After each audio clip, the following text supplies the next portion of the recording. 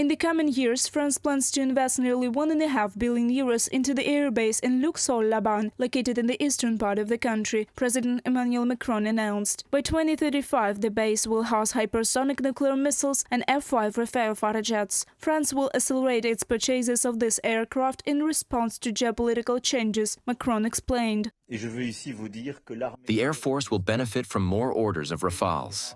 This is a necessity in the current context. It is also a natural choice to integrate the efforts of the Air Force with the decommissioning of our Mirage jets for Ukraine. Yes, we will increase and accelerate our orders for Rafales.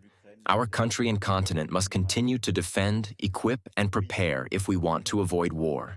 Deterrence is a fundamental component of the nation's defense.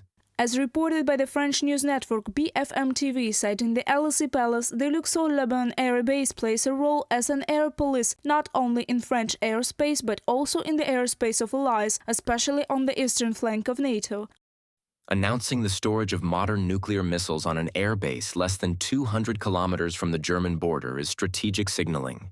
It also comes after Germany's Chancellor-in-Waiting, Friedrich Merz, said he wanted to hold talks about France's nuclear deterrent from Politico publication. After visiting the Luxeuil-les-Bains air base, Macron traveled to Berlin for a meeting with Chancellor of Germany Olaf Scholz and his likely successor Friedrich Merz, as reported by Le Monde. On March 18th, during a joint press conference with Chancellor Scholz in Berlin, Macron congratulated the German parliament for approving a plan to massively increase defense spending. I want to congratulate you on the historic vote in the Bundestag, which is good news for Germany and good news for Europe. Good news because it means more resources for defense and investment, which we need.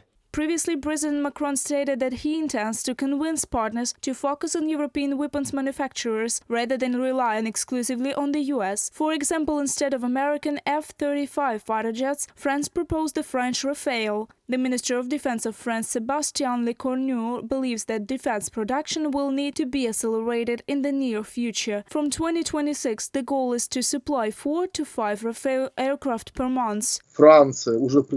France has already proposed a nuclear umbrella over all the countries of this great Europe, and this means significant financial investments for the French economy.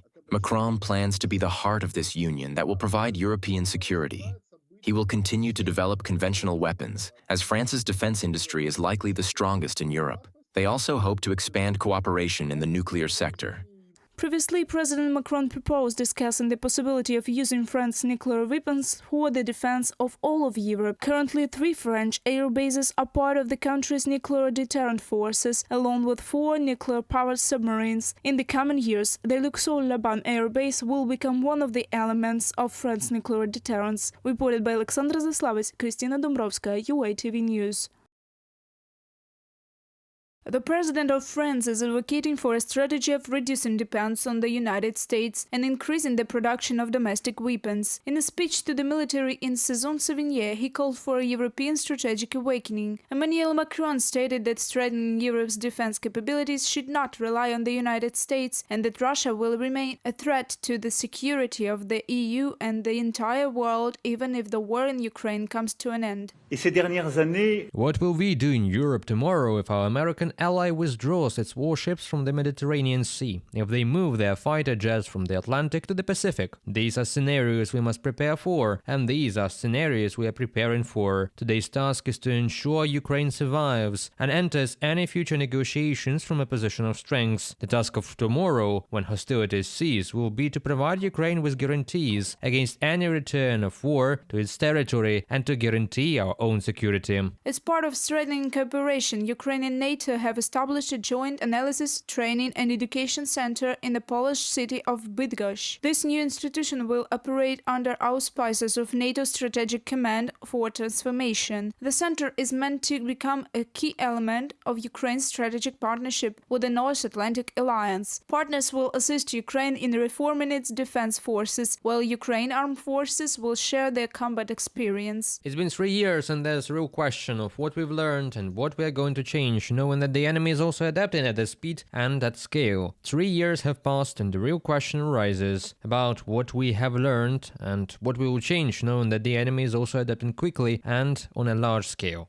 Today we have a better vision of the mix between legacy platforms, tanks, aircraft, ships, and new capabilities that use unmanned systems, that is to say, robotics and IT. Pierre Van Die, NATO's Supreme Allied Commander, Transformation, in an interview with Politico. The NATO Secretary-General is urging alliance members to prepare for growing threats. According to Mark Rutte, the first essential condition for achieving peace is increasing military assistance to Ukraine. Only this can change the course of the war. In general, there are many more threats, from terrorism to nuclear weapons and disinformation. These threats come not only from Russia, but also from Iran, North Korea and China, says Rutte. To prevent war, we need to prepare for it.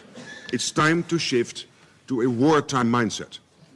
And this means we need to make our defenses even stronger by spending more on defense, producing more and better defense capabilities. We need to support Ukraine more to change the trajectory of the war. We all want it to end, but above all, we want a peace to last. We also need to work hand in hand with our partners across the world. I'm so happy that we have an opportunity later today to speak with them.